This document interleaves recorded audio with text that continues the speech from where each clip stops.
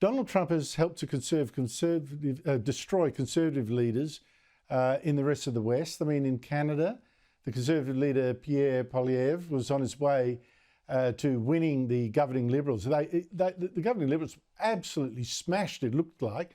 Then Trump declared a trade war on Canada. Now the Liberals look like winning the election tomorrow, our time.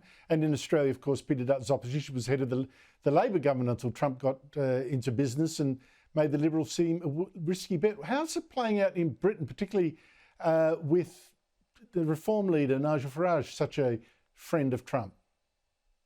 Well, it's interesting because the Reform Party has somehow managed to distance itself from Trump in a way. And thanks actually to Elon Musk with the intervention saying that Nigel Farage is not fit to be leader. I think people saw that as actually he's willing to stand up for British interests. And I think that's a bit of the crisis that you've seen in Canada and in Australia. We see conservatives in these countries having a bit of an identity crisis, that someone like, Donald Trump can make statements and can do things that can affect the strength of their movement. There is no reason for Mark Carney and the Liberal Party in Canada to somehow win re-election. I mean, we couldn't get rid of him fast enough as governor of the Bank of England, where he did a terrible job, For some reason, the Canucks across the pond don't remember that.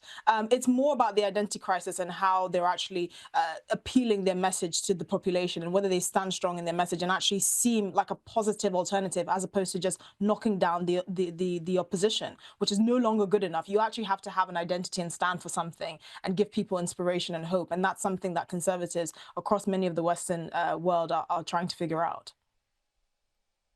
Esther, you've absolutely nailed it there. Absolutely nailed it there. And I've got to say that I've been saying for many, many weeks that Peter Dutton should pick a fight with Donald Trump.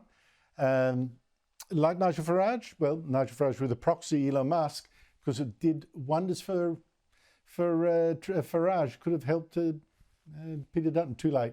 Esther Krakue, thank you so much indeed for your time.